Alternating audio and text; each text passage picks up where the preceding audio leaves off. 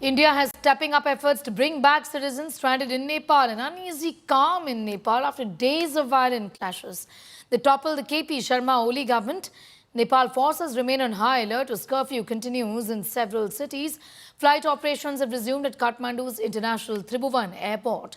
With both Air India and Indigo pressed into service, Andhra government has initiated rescue mission to those stranded in Nepal. 217 people have been rescued so far. Civil Aviation Minister Ram Mohan Naidu announced additional flights are being arranged for Indians. Airlines have been advised to keep fares reasonable. Meanwhile, both Indigo and Air India have deployed special flights on the Kathmandu route at special fares to help stranded Indians. Situation in Nepal is still not under control, and people on both sides are worst affected. And we are right now at Indo-Nepal border in Pani Tanki. You can see this is the very border through which people generally goes to the other side, and people from Nepal enters India. But this border have been restricted. Only based on emergency people are being allowed. That are even after scrutinizing their papers and understanding their needs. Here you can see people who have come from Siliguri and intend to go to the other side have been stopped by the SSB, citing that they do not have the authority to send them across. If I can speak to them, आप लोग कहाँ से आ रहे हैं? असम से आ रहे हैं। मेरा घर तो इधर ही है, तो मैं तो इधर ही रहता हूँ पांडेंगी में। उनका घर असम में है, गुवाहाटी दरंग डिस्ट्रिक्ट में। अच्छा। तो उनका पिताजी गुजर गया, शादी हुआ है उधर, तो नेपाल में है उनका पिताजी लोग। आप कहाँ जाना चाहते हैं नेपाल? विराट चौक जाना चाहते हैं। विराट चौक कैसे जाएंगे? इधर से पार होने से घर से बाइक लेके आएगा, हमको ले जाएगा। कितना दूर है विराट चौक? यहाँ से 2 घंटा 80 किलोमीटर है। हाँ जी, 85 किलोमीटर है। लेकिन वहाँ पे स्थिति तो अभी भी नॉर्मल नहीं है, तो कैसे जाएंगे? हम लोग पूछा है, बोला कि नॉर्मल है, अगर नहीं होगा तो कांकर भी को किसी तरह मतलब पहुंचा देना, तो पार कर देना, हम लोग बाइक लेके आके लेके जाएंगे। तो अभी तो बॉर्डर पार करने के लिए मना किया गया, तो जल्दी क्या कह रहे हैं? इसीलिए हम रिक्वेस्ट कर रहे हैं, अगर देंगे तो जाएंगे, अगर नहीं देंगे तो उन लोग का भी ऑर्डर है, तो बोल रहे हैं, तो क्या कर सकते हैं। This is the SSB camp where entries of people are being made who intend to go to the other side, but based on the emergency and clearances. And here we are going on the other side. I'll show you. This is the check post. This is the immigration center where from the people who are coming from Nepal generally enters India. We can see few people coming in from Nepal, and they are doing their entries, and only then they are being allowed to enter India. And you can see that they have just got inside the frisking point of the SSB, and this is the place which remains to be the final point. Basically, you are allowed to enter Nepal, and people are coming inside. The Indian citizens are being allowed. Nepal from Belbari. Belbari? Yeah. How is the situation there? There now is okay, going on little bit okay. So how did you reach the border? Border, I by my motorcycle, okay. But nothing happened to anything. Okay. I'm easily coming, okay. Because we have got the flight from Bagdogra to Delhi. स्थिति कैसा है अभी वहाँ? Control में ही है, अभी control में है, कुछ भी नहीं है। आप इंडिया में काम करते हैं या रहते हैं? मैं इंडिया में रहता हूँ। आप इंडियन हैं? Okay. So here you can see the Nepalese citizens, the Indian citizens are slowly returning, but as they say, the situation is improving at the moment, and it's not as worse that we had witnessed a couple of days back. So given the situation, it will take some more time to normalize completely, but this is the situation here at the border where the entry and exit are being closely monitored, but without valid documents, people are not being allowed to enter India or leave India. Only in certain exceptional cases they are allowed to come to India and get their documents checked, and they have to convince the security personnel out here, and only they can enter or exit India. With video journalist Shubhojit Gayan, this is Taposh Gupta for India Today from Pani Tanki, Indo-Nepal border.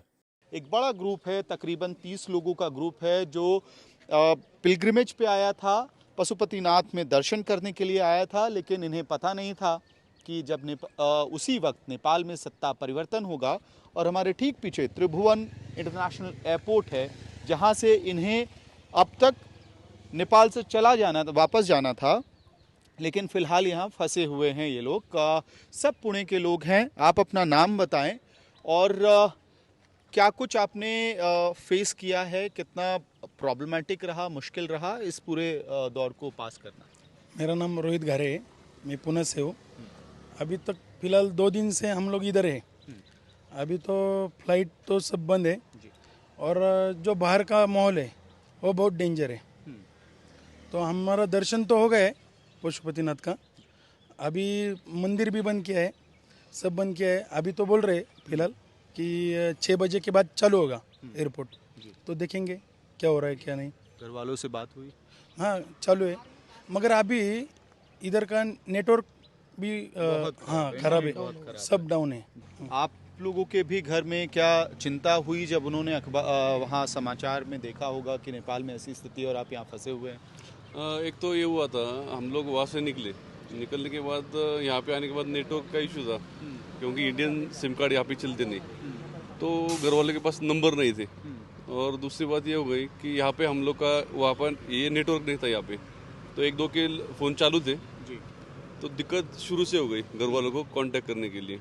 तो उनसे हमारा contact नहीं हो रहा था, हमारा उनसे नहीं, तो दिक्कत वहाँ पे आ गई।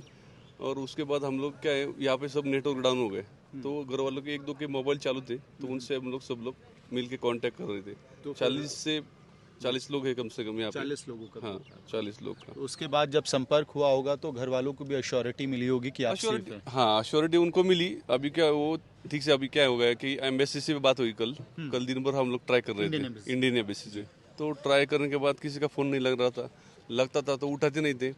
शाम के वक्त 7 बजे कम से कम 7 बजे रहेंगे, तो हमारा फ़ोन कांटेक्ट हुआ है उनसे, तो वो बोले कि हम लोग के पास पक्का जानकारी नहीं है, तो जानकारी मिलने के बाद आपको कांटेक्ट किया जाएगा, आपका लोकेशन, होटल का नाम सब भेज के रख दो। वो रजिस्टर कर लिया उन्होंने? हाँ उन्होंने। हम लोग 8 सितंबर को आए फ्लाइट से, हमने पशुपतिनाथ का दर्शन लिया। उसके बाद कल से यहाँ पे जो आंदोलन चालू है उसमें हम लोग पूरी तरह फंस चुके हैं।